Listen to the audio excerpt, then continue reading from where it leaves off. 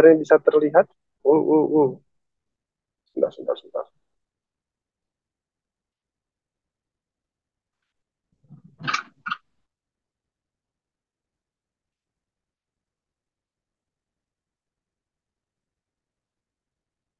Nah, ini slide-nya ada banyak ya. Ada banyak, jadi mungkin nggak semuanya saya bahas begitu.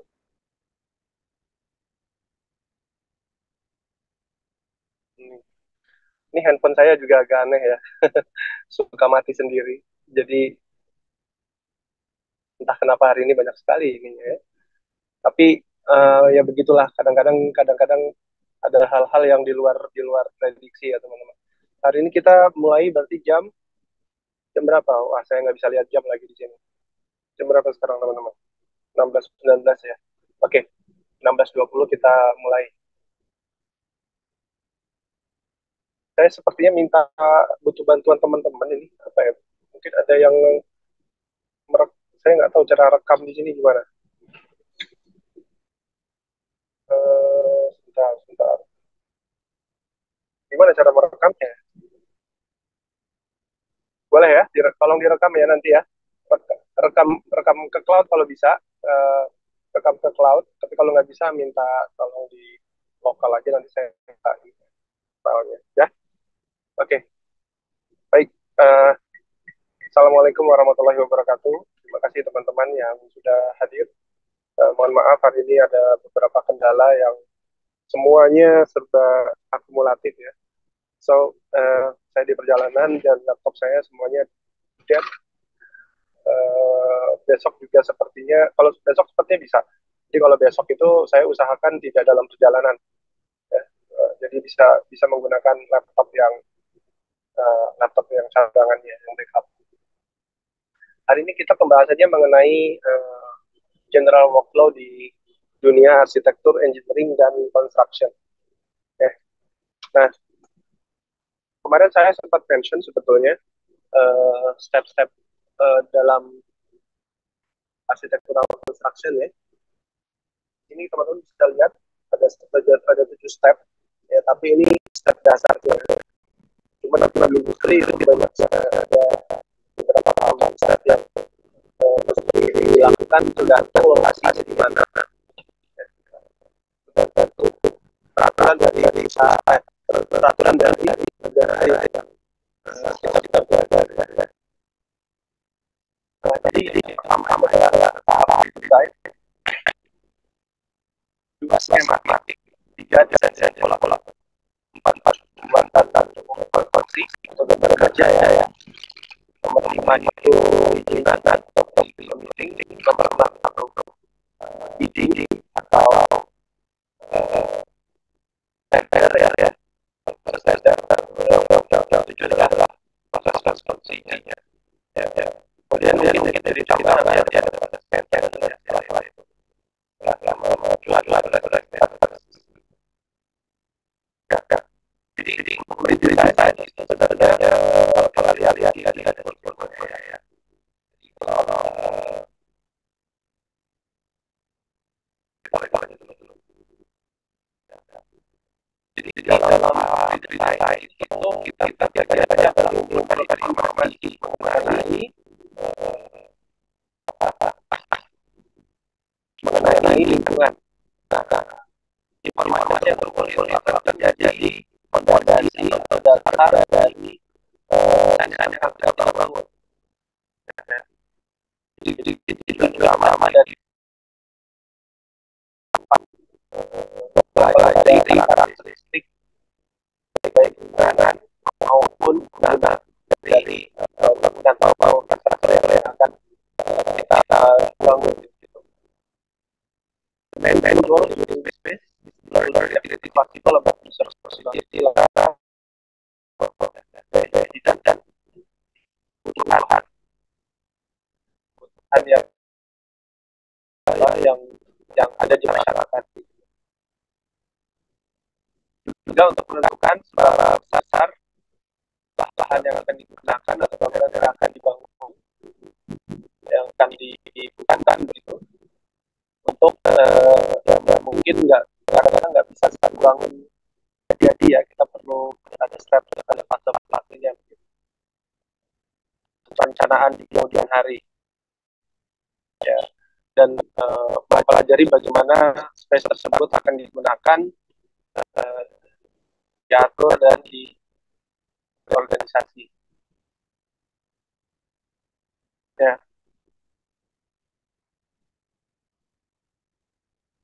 Jadi di tahap desain ini owner sama arsitek itu akan melakukan analisa sejumlah kondisi dan melakukan riset, itu yang nanti akan menjadi framework dari desain yang akan kita buat. Ini termasuk analisis tapak ya, set analisis, zoning, lalu budgetnya kita tentukan tergantung uh, berapa gitu ya, budgetnya kita tentukan berdasarkan informasi yang kita terima di tahap desain ini. Kemudian and programming use requirement. Jadi apa istilahnya?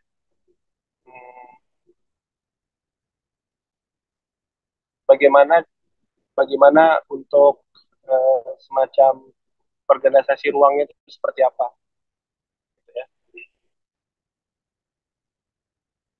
Nah,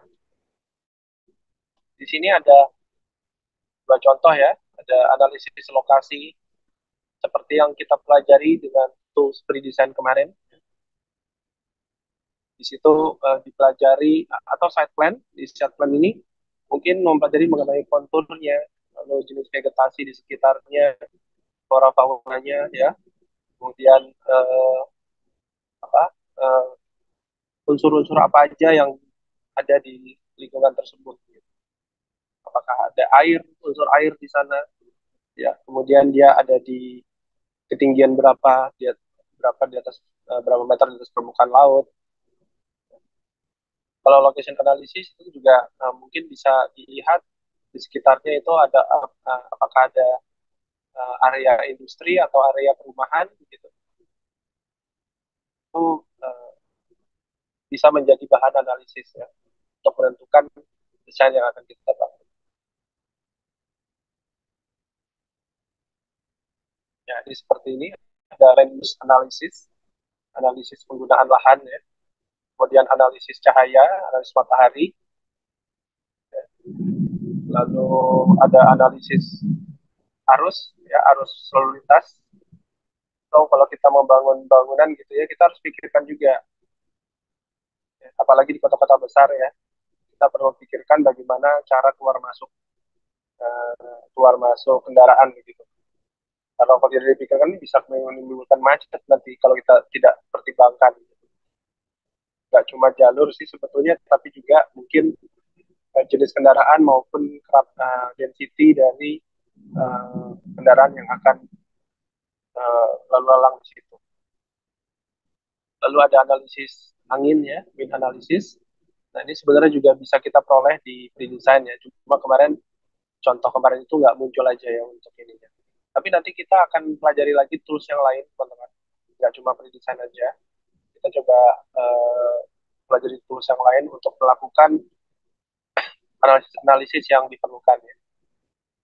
Nah, kemudian ada beberapa extension yang bisa kita gunakan di SketchUp ya, yang bisa kita gunakan untuk keperluan ini. Mungkin kalau teman-teman lihat di dataset itu di folder dataset ada extension yang relate sama yang berhubungan sama analisis. Ya, gitu. Oke.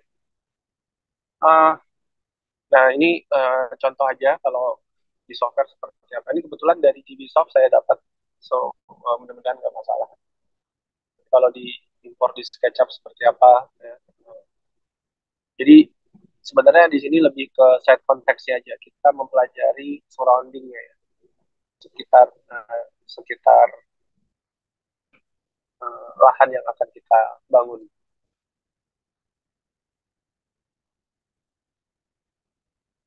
Nah, ini ada beberapa software yang bisa digunakan ya untuk di pre-design ini, tahap pre-design. Ada software CAD, teman-teman bisa gunakan any CAD tools seperti AutoCAD, CiviCAD, BricsCAD, dan seterusnya. Atau DraftSight, atau kita bisa gunakan 3D tools seperti SketchUp salah satunya, lalu Rhino atau 3D Max, ya, apapun gitu. Maupun mungkin untuk visual kita bisa gunakan Photoshop atau Corel dan lain-lain untuk sebagai tools untuk pembuatan presentasi ya. Tapi di SketchUp kita bisa gunakan layout sebetulnya. Jadi kita gunakan tools yang ada aja ya, yaitu SketchUp untuk 3D-nya, lalu layout dan itu untuk 2D dan pembuatan presentasinya. Karena di layout kita bisa buka file CAD ya, kita bisa buka file DWG, di situ nanti tampak dimensi-dimensinya dan seterusnya.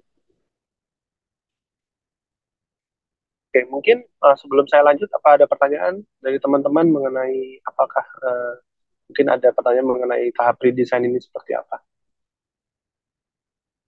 Ntar saya bisa lihat pertanyaan nggak ya di chat ya. Mungkin untuk yang nanya bisa open mic aja ya. Soalnya nih saya cuma menggunakan handphone untuk ngajar.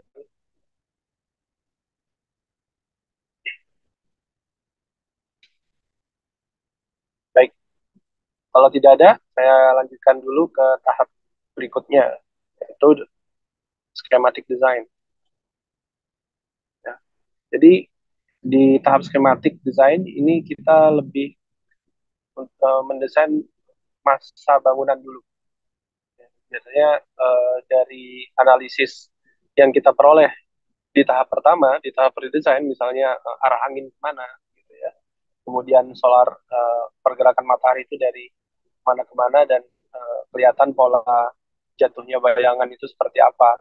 Nah, itu kita akan dapat bentuk-bentuk beberapa uh, bentuk bangunan atau infrastruktur yang akan kita bangun. Ya, ya contoh misalnya kalau di apa namanya di bagian utara itu banyak menerima sinar matahari misalnya, ya kita untuk mengurangi mengurangi apa? Mengurangi penggunaan AC, kita bisa gunakan second skin ya untuk meredam panas sinar matahari di situ di sisi utaranya gitu contohnya, atau kita bisa gunakan glazing yang mempunyai nilai isolasi yang cukup baik gitu ya. Jadi dikonsepkan, kemudian juga organisasi bangunannya, baik itu organisasi space-nya, baik itu organisasi bangunan maupun organisasi ruang ya. Nah, biasanya dalam kita belum bisa maju ke tahap berikutnya kalau kita belum memilih salah satu alternatif ini dari schematic design ini. Nah, kalau di urban planning yang namanya schematic design itu bangunannya ya nggak usah detail, mungkin lebih ke penjelasan zoning itu ya, zoning-zoningnya. Oh ini area apa? Oh ini jalan, ya ini area terbuka hijau, di mana area perumahan, komersial dan seterusnya itu bisa uh, dilakukan di schematic design ini. Kalau di sipil ya, mungkin untuk desain jembatan kita bisa uh, kita bisa buat konsep dulu seperti apa kira-kira bentuk bangunannya. Ini contoh aja nih. Jadi konsep dari desain bangunan seperti apa yang, dan biasanya itu semua desain itu ada filosofinya masing-masing ya, filosofinya ada maknanya begitu. Meskipun uh, memperhitungkan struktur juga, tapi dari segi estetika itu biasanya ada penjelasan.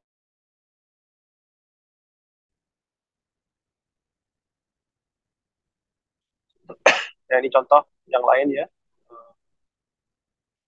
Jadi di schematic design ini dia masih masih tidak terlalu detail gambarnya, hanya untuk sebagai penjelasan ketika kita ingin menjelaskan sesuatu gitu ya.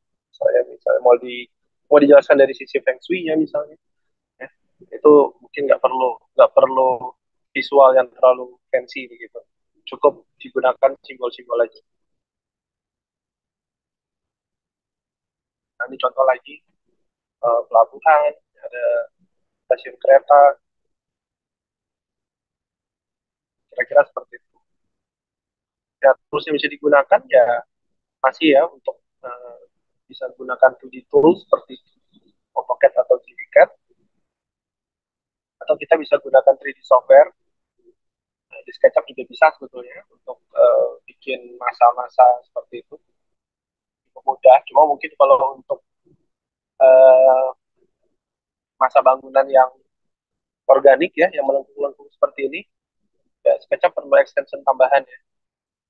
Jadi di SketchUp itu sebenarnya kita bisa gunakan sandbox tool, ya, sandbox tool. Tapi ada beberapa extension yang bisa kita gunakan untuk membuat uh, schematic desain di SketchUp. Yang lain seperti nurse modeling, software-software yang mendukung nurse modeling seperti Rhino, Promzi, 3D Max, nah itu bisa digunakan.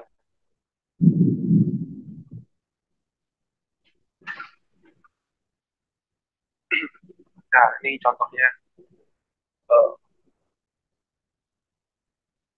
ini dengan Rhino. Kemudian dari schematic design itu mungkin kita bisa lempar ke software-software analisis. Di sana bisa dilakukan apa analisis energi seperti menggunakan VA. VA ini virtual environment.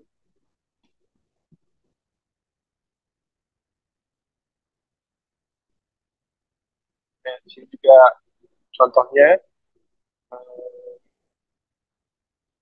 kita bisa gunakan Photoshop lebih jauh. Nah, kita bisa, nah sebenarnya untuk rendering ini nggak masuk ya. Tapi sekarang rendering juga cukup mudah ya. Biasanya tools yang digunakan dalam schematic design ini nggak time consuming, tidak terlalu makan waktu. Nah dulu yang namanya rendering itu cukup memakan waktu ya, apalagi mungkin hardware-nya juga masih belum support ya, belum terlalu mumpuni gitu. Tapi sekarang namanya render itu bukan hal yang aneh ya, bahkan ponakan saya yang kecil aja bisa melakukan itu dengan baik gitu. Apalagi ditambah sekarang ada teknologi AI, artificial intelligence, yang tinggal pakai kata-kata aja sudah apa namanya sudah bisa menghasilkan menghasilkan ini menghasilkan rendering yang baik. Di market terus banyak tuh. Minta tolong di mute ya. Udah, jujur aku lebih worth di tempat parties. Aku. Iya. Mute Karena mas. gini, kita nggak, Hah? Pertama kita nggak kayak kalau kita pergi sendiri pun nggak risau karena kan ada garansi gitu kan. Kalau kau kan memang paham betul Kayaknya masalah saya mesti hardware. Karena orang-orang paham bisanya tuh. Kalau softwarenya, kalau hardwarenya kita nggak ngerti kayak apa ya, keyboardnya Mas apa Rahmat aja. Aditya. Udah pernah bohong. Apa lagi nih Mas Karif, saya mute ya. Oke, agak repot memang kalau nggak pakai komputer ya. Ada pertanyaan ternyata. Mohon maaf belum bisa nih karena ini lagi di uh, lokal ya. So saya belum bisa share, itu bukan dari cloud soalnya, itu ada di hard disk, sorry, ada di internal uh, handphone saya, tapi nanti saya share ya, saya akan share nanti, don't worry, nanti saya share. Oh, bentar, bentar, bentar.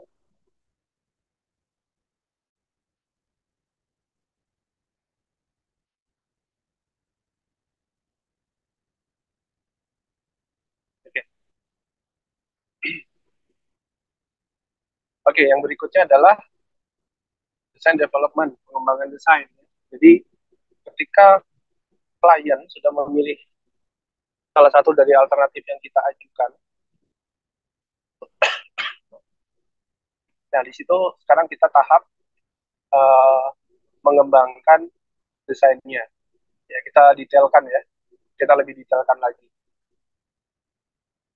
Selama pengembangan desain, designer melanjutkan desainnya secara signifikan berdasarkan plot plan dan konsep eksterior yang sudah di-approve ya, di fase sebelumnya.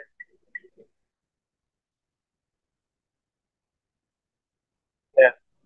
Jadi teman-teman nanti silakan baca aja, pada dasarnya ini mengembangkan dari skematik desain yang sudah dipilih, didetailkan aja.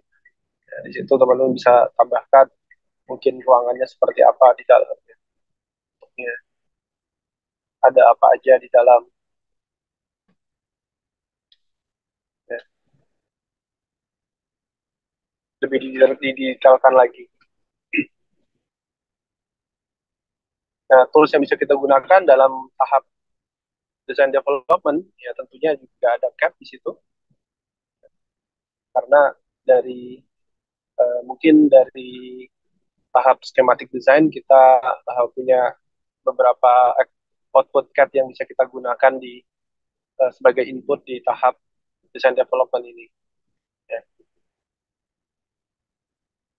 Nah, di situ juga detailing mengenai struktur dan mechanical elektrikalnya bisa lebih didetailkan lagi.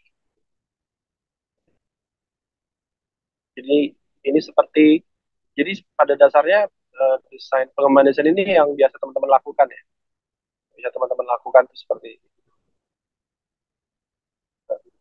jenis curtain wall yang digunakan desainnya seperti apa, sistem ventilasi, nah itu lebih dijelaskan di sini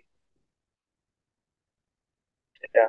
Jadi nggak langsung ya, nggak langsung tahap desain development, tapi jarang orang-orang yang melakukan tahap redesign dan schematic design. Biasanya orang-orang langsung loncat di desain development. Akibatnya apa? Ketika klien itu ini kita presentasi, ada hal-hal minor yang miss di kita, ya mungkin karena kurangnya analisis ya, sehingga desain kita itu nggak kokoh gitu ya, sering ada perubahan, revisi-revisi, dan itu eh, merugikan sih sebetulnya.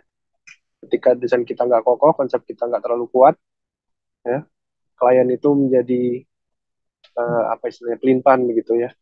Nah, makanya sebaiknya sebelum desain development itu kita lakukan di tahap berikutnya, apa sebelumnya kita lakukan dulu.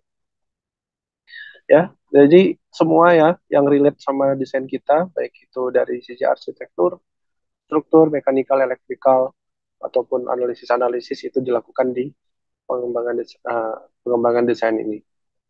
Nah, ini ada banyak software-software, baik software CAD atau software CAE bahkan masuk di sana. Teman-teman tahu ya CAE? CAE itu Computer Aided Engineering. Ya, jadi eh, Computer Aided Engineering itu adalah tools yang berfungsi untuk melakukan analisis komputasi di komputer ya. Jadi kita kayak simulasi seperti itu. Bisa berupa analisis finite element atau analisis statik, analisis dinamik, macam-macam. Biasanya yang yang menggunakan tools CAE ini teman-teman dari sipil nih, ya dari struktur. Ya, kalau sudah semuanya detail, ya, semuanya sudah kita detailkan secara tiga dimensi. Kita masuk ke tahap berikutnya. Nah, ini sebelum kita masuk ke tahap bidding, kita masuk ke pembuatan dokumen kerja, gambar kerja ya, pembuatan gambar kerja. Ya, di sini kita buat semua gambar yang kira-kira diperlukan gitu untuk ini, untuk render. Dan ini juga gambar-gambar ini akan diperlukan oleh pekerja di lapangan ya, pekerja konstruksi di lapangan gitu. Dan sebisa mungkin lengkap. Nah, dulu zaman workflow tradisional 2D ini tuh dibuat manual, teman-teman. Nah, jadi setelah 3D jadi, 2D-nya itu dibikin dari nol lagi berdasarkan 3D itu.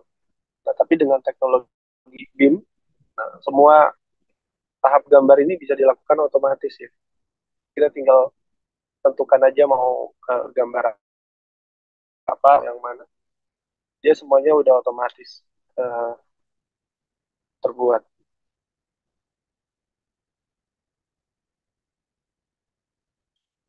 Ya, ini mulai dari denah, tampak potongan atau detail-detail, semuanya seperti itu. So, ketika ada revisi, ya, yang kita revisi itu sebenarnya bukan di 2D-nya. Ya, contoh misalnya kayak, oh ini kurang tinggi misalnya, mau ditinggiin. Bukan gambar yang diedit. Karena biasanya gambar ini kalau dia manual sih bisa ya, tapi kalau dia sudah kayak sistemnya sudah BIM gitu, terintegrasi, nah itu biasanya nggak bisa diedit. Itu kita ngeditnya di 3D-nya. Kita tinggal ngedit di 3D-nya aja, nanti semua gambar yang misalnya di sini tinggi yang relate dengan 3D itu akan berubah ya. Tingginya berubah, kemudian juga mungkin kalau dia geser ke kanan di denah juga ikut berubah seperti itu. Ya. Adapun dimensi-dimensinya juga akan ikut terupdate. Ya. Ya tentunya untuk membuat construction dokumen itu 2D ya, karena ini kertas hubungannya sama paper space. So kalau di SketchUp kita gunakan layout ya untuk membuat uh, dokumen kerja ini.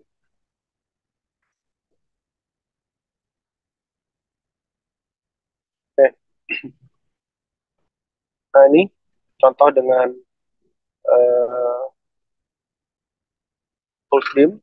Ini kebetulan Revit yang ditampilkan ya. So apa yang di sebelah kiri itu sebenarnya hanya sebagai bayangan di sebelah kanan ya. Jadi kita edit-edit di kanan, yang kiri-kiri ikut berubah. Nah, ini kalau lihat ada simbol-simbol potongan itu bisa diklik ya. Begitu diklik, dia akan loncat ke gambar yang lain.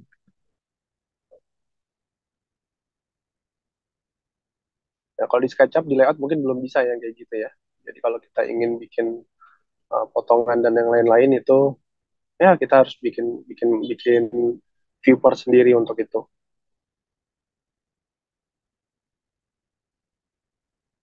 Nah, kemudian tahap berikutnya setelah semuanya dokumen dokumen gambar kerja itu blueprintnya udah selesai lengkap gitu ya. Nah, ini akan kita gunakan untuk perizinan ya, untuk kita bawa ke kantor untuk dibuat izinnya ya. Nah, di sini mungkin nggak perlu software ya, kita tinggal datang aja, tinggal datang. Nah, memang namanya permitting ini ya tergantung berapa lamanya itu tergantung sistem yang ada gitu. Kadang-kadang ada yang sudah menerapkan sistem secara sehingga semuanya otomatis, ada yang masih manual gitu, diceknya satu-satu. Kemudian lanjut ke tahap tender. Ya, tender kita masukkan ke apa?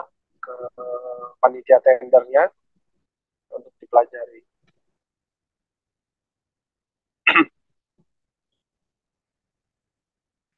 Ya, nanti di tahap di tahap tender ini nanti owner akan mempelajari ya, tidak hanya desain biasanya, tapi juga harga dari sisi cost seperti apa, apakah make sense, ya.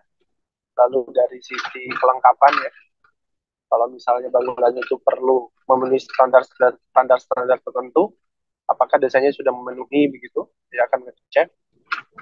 Di samping itu juga waktu pengerjaan juga akan diperiksa.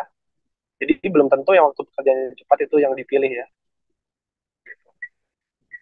belum tentu.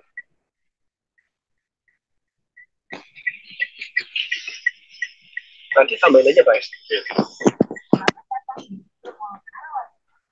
Nah selain itu juga masalah safety. Ya.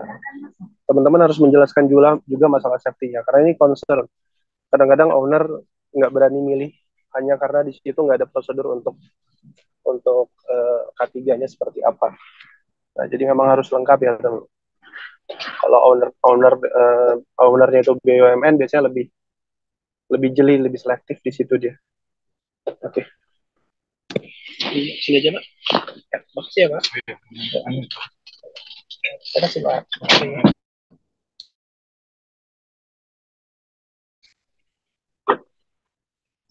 Oke, saya baru nyampe. Saya baru nyampe. Ya, dulu ya, jam berapa? Jam 4.48. Mungkin kita sampai jam 5 lewat dikit lah. 5 lewat 10 nanti ya.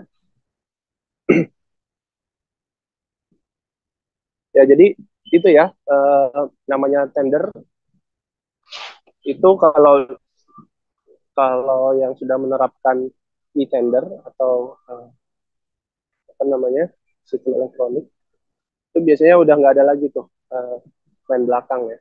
Teman-teman harus timnya harus siapkan lengkap dokumen-dokumennya. Jadi nggak cuma dari sisi desain visual begitu.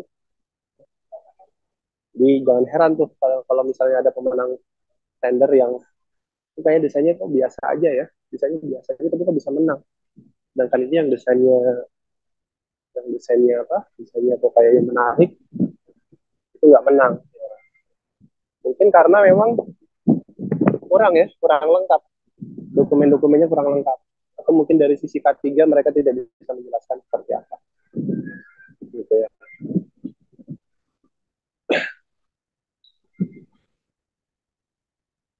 Ya, jadi perizinan dan tender ini sebenarnya satu paket ya, karena tentunya kita mengurus perizinan ini untuk keperluan tender ya. Kalau nggak ada keperluan tender mungkin nggak perlu izin, bisa langsung bangun aja.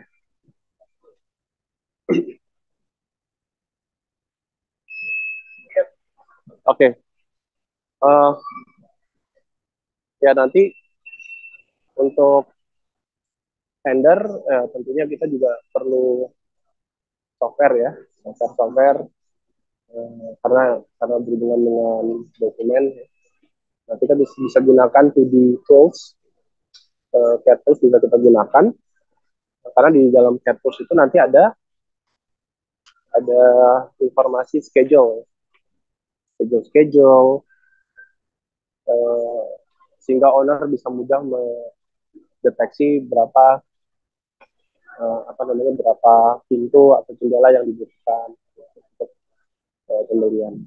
Jadi angka yang muncul, angka akhir yang muncul itu langsung bisa diverifikasi melalui tabel-tabel tersebut. Ya, nah ada beberapa owner yang punya sistem sendiri menggunakan software dia untuk sistem biddingnya. Jadi kadang-kadang bidding itu atau tender itu dilakukan secara elektronik ya, secara elektronik. Dia menggunakan uh, software tender. Nah, kalau sudah muncul pemenangnya, baru kita masuk ke tahap konstruksi. Nah, di konstruksi ini ya ini adalah tahap yang lumayan kan waktu ya, bahkan kadang-kadang bisa multi years, nggak cukup setahun ya, bahkan 2 atau 3 tahun.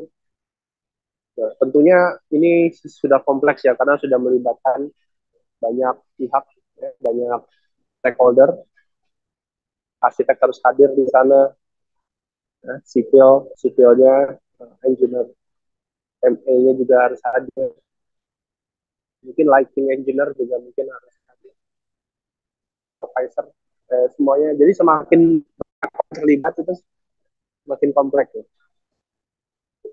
Nah ini kalau tidak ada sistem untuk manage orang dan biaya dan source material, jadi kita perlu mengatur banyak hal, nggak cuma orang, tapi juga material yang masuk ya, material keluar masuk. Kita juga harus sesuaikan dengan timeline, bagaimana suatu proyek itu bisa bisa sesuai schedule dan on budget gitu. Nah itu kita perlu satu sistem. Ada beberapa uh, software yang bisa kita gunakan ya, software dan hardware selama masa konstruksi ini. Ya, kalau hardware di sini ya tentunya kita bisa gunakan uh,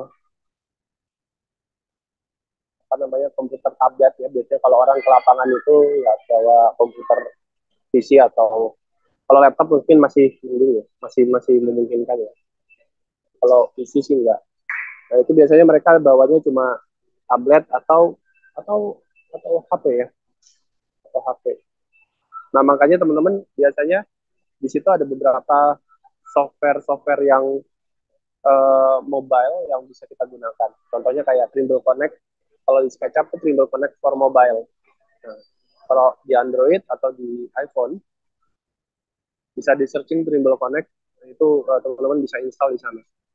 Karena desain-desain di SketchUp itu bisa bisa langsung dibuka di situ ya, dalam format Trimble. Tentunya beda software juga beda prinsipal ya, tentunya beda software. Mungkin kalau di Autodesk bisa pakai Navisworks atau saya nggak terlalu paham ya kalau Autodesk ya. Mungkin Autodesk 360 gitu ya, mungkin ada ya. Ini tuh saya pernah pakai itu Navisworks untuk sebagai manajemen. Kalau teman-teman gunain Bentley, Bentley Open Building, dulu Aecosim ya, bisa kita gunakan Syncro, bisa kita gunakan Syncro. Nah ini contoh ya, ini contoh di lapangan engineer itu bisa langsung dokumentasi ya. Jadi selama ini orang kalau dokumentasi itu kesimpannya di mana? Di HP masing-masing kan, atau di hard disk masing-masing. Nah ini langsung difoto, dia langsung masuk ke cloud, semua bisa langsung terima. Jadi nggak perlu repot-repot lagi kirim-kirim email gitu, nggak perlu. Karena semua orang langsung bisa lihat di dalam uh, platform cloud ya. Lalu aplikasi mobile seperti AutoCAD for mobile, uh, kayaknya ada ya AutoCAD untuk Android kan, untuk tablet sama HP itu ada. Di WCAD juga ada, GWCAD itu punya versi mobile-nya. Ini bisa kita gunakan. Kemudian untuk manajemennya kita bisa gunakan Navisworks seperti ini. Di Autodesk itu biasanya menggunakan Navisworks untuk mengagregasi semua model 3D, ya, objek 3D dan uh, postingnya mungkin di situ juga. Lalu orang-orangnya yang terlibat uh, bisa ditaruh di situ. Kalau teman-teman menggunakan Bentley ini contoh penampilan sinkron seperti ini, sinkro. Nah, sinkro ini sebenarnya banyak ya macamnya teman-teman. Ada sinkro 4D, ada sinkro 3D. Nah, biasanya yang lengkap tuh paketnya adalah sinkro 4D. Nah, di sinkro 4D itu kita bisa lakukan scheduling ya, scheduling untuk karena dia bisa import file dari project Microsoft Project atau Primavera dan dia langsung bisa kita mapping ke ininya apa ke 3D-nya. Ya, jadi kalau teman-teman masih bingung apa sih ini software ini sebenarnya seperti apa sih mekanismenya? Jadi dia tuh kayak kayak layout teman-teman ya, layout itu kayak layout. Kan di layout itu kita bisa import apa aja ya. Ada insert tabel, insert text, insert gambar dan insert SketchUp-nya. Nah, ini sama ya. Sama seperti itu cuma fiturnya lebih lebih banyak lagi ya. Dia bisa insert file 3D, biasanya file 3D-nya itu formatnya AFC, yang format ini apa? Format yang umum AFC.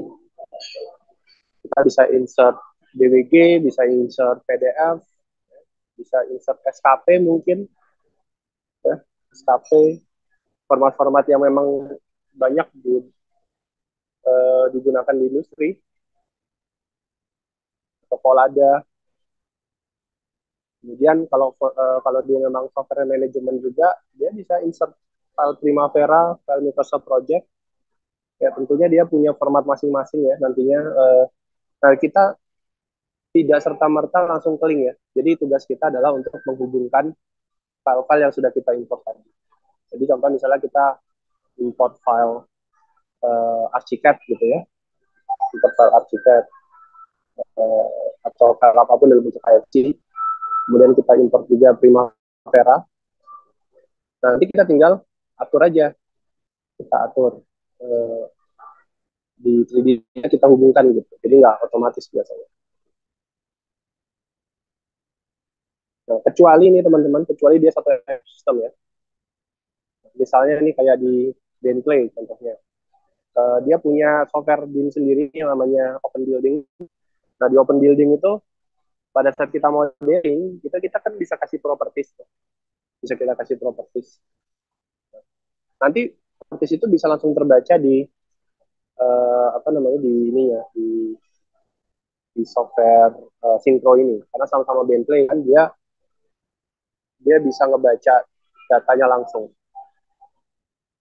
dan kita nggak perlu lagi manual untuk bikin jadwalnya dia udah langsung terjadwal itu contoh aja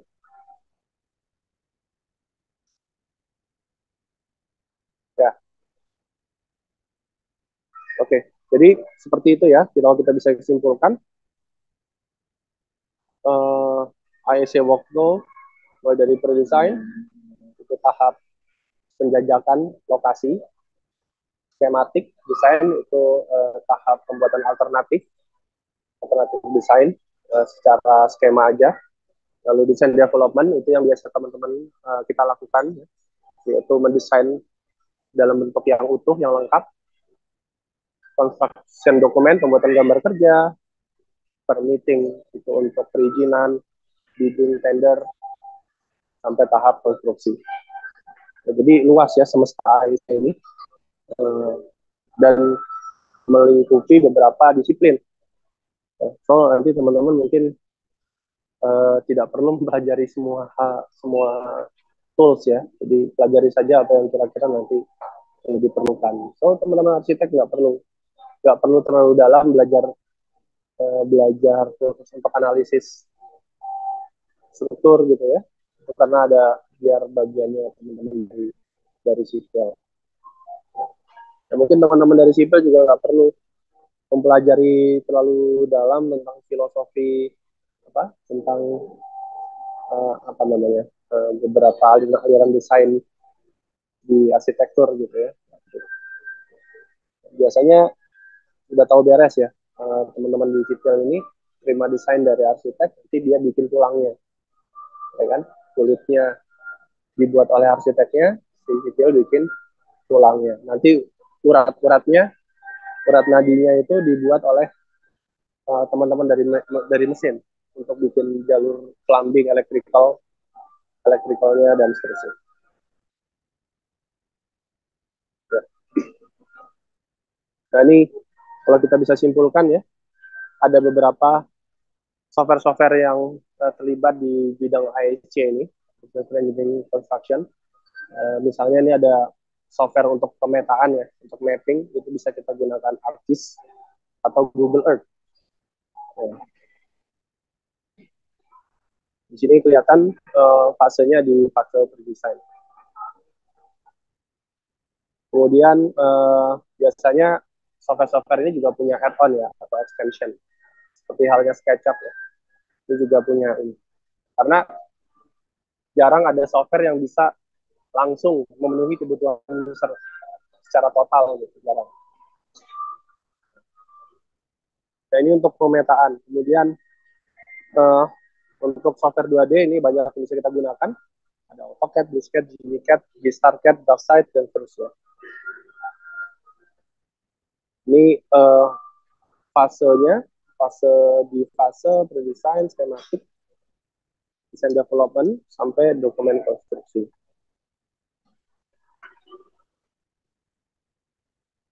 Selain tools 2D, juga software-software 3D yang terlibat bisa SketchUp, Maya, Rhino, dan seterusnya ya.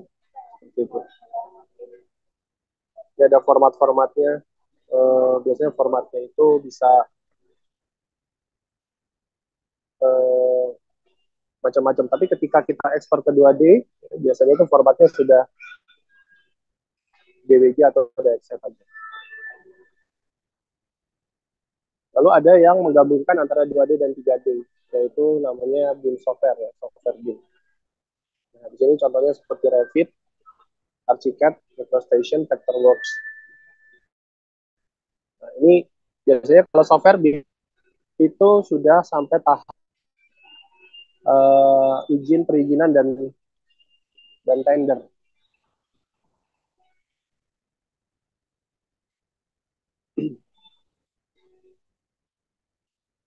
Lalu ada CAE software, CAE itu yang tadi ya, Computer Aided Engineering untuk analisis, lebih analisis, ETABS seperti ANSYS, SATO, Abacus Simulia, Tekla. Tekla ini saya nggak tahu ya, kayaknya setahu saya dulu masih cuma modeling, dia bukan CAE ya. Tapi mungkin sekarang sudah bisa analisis juga di Tekla. Mungkin teman-teman yang di sini lebih paham apakah bisa Tekla digunakan untuk analisis atau harus diekspor ke software lain.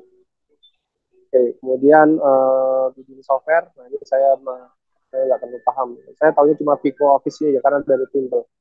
Karena memang Indonesia partner sama Trimble, so produk-produk Trimble hampir ya, bukan semuanya. Hampir semuanya itu saya agak sedikit paham. Lalu viewer itu hanya untuk melihat saja. Kemudian post production ini untuk rendering, visualisasi dan presentasi ya.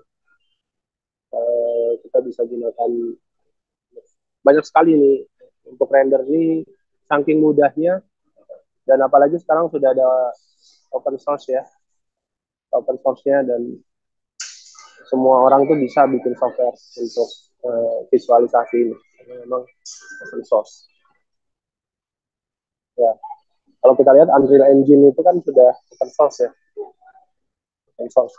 Itu makanya banyak software visualisasi yang berbasis Unreal Engine.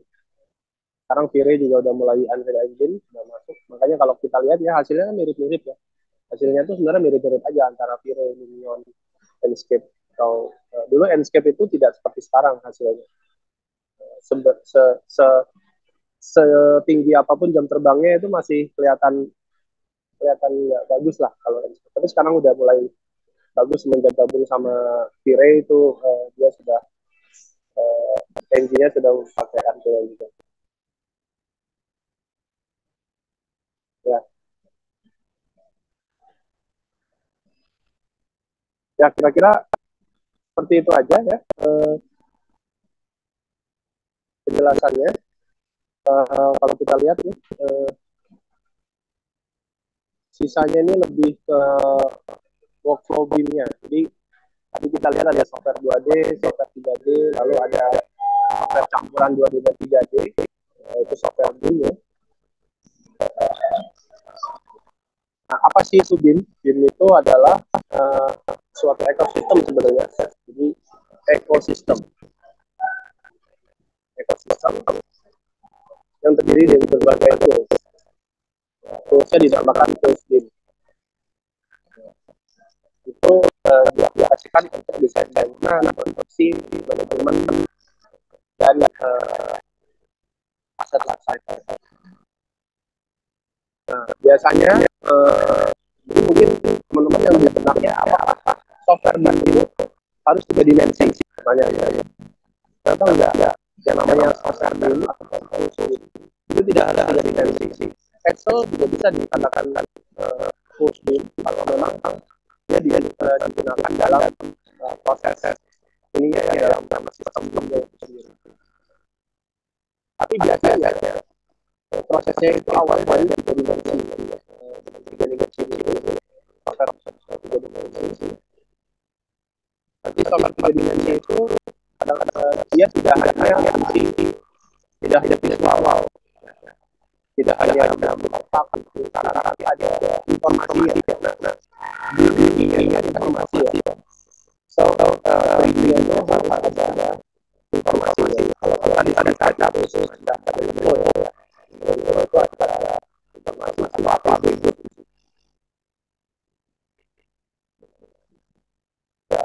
Proses ini atau menghasilkan database BIM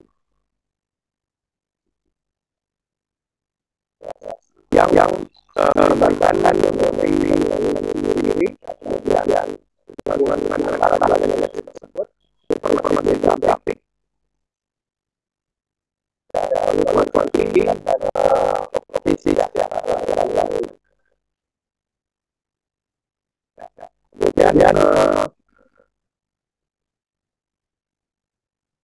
ini merupakan teknologi lumayan ya. Dia software ini juga bisa untuk manajemen konstruksinya. Jangan cuma jadi tapi dari kasus ada manajemen konstruksinya. Sehingga dengan satu urusan integrasi monitoringnya lebih mudah ya. Karena kalau kita lihat di suatu konstruksi, sistem konstruksi itu ya itu tadi kompleks ya. Karena melibatkan banyak material, banyak manusia, lalu diberikan oleh waktu dan biaya. Itu kalau tidak dibuat sistemnya, itu akan terjadi mundur, perlambatan pekerjaan.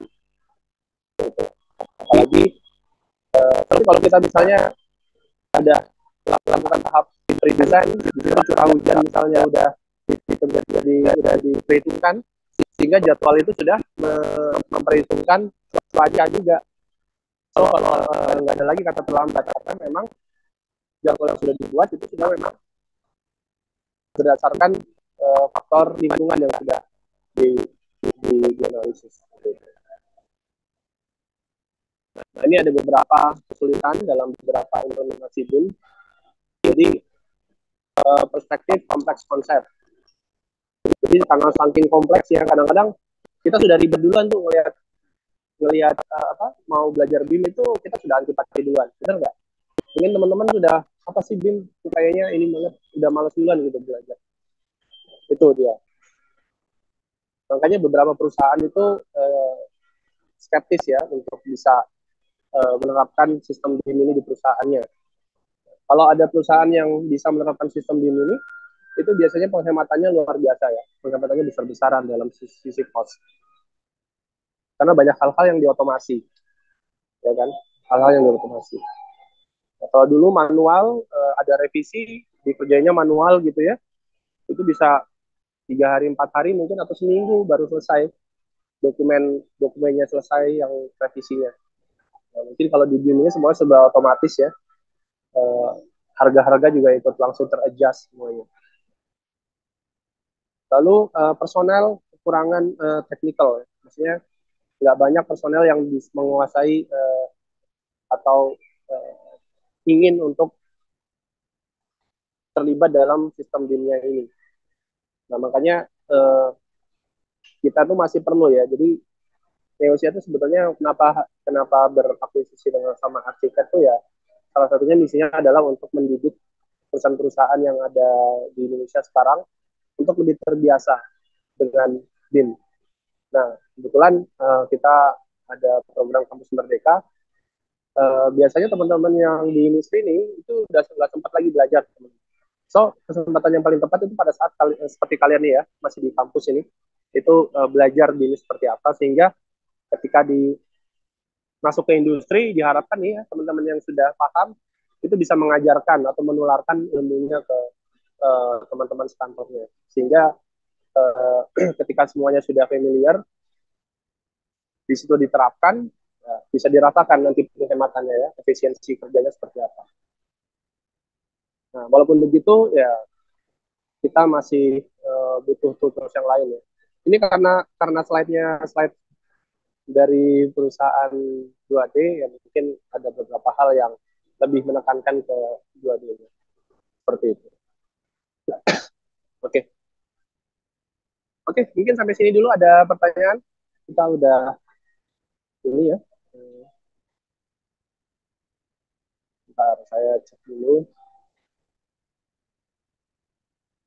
Oke, kalau tidak ada mungkin saya stop share ya. Oke, mungkin cukup dulu. Silakan di stop aja recordingnya.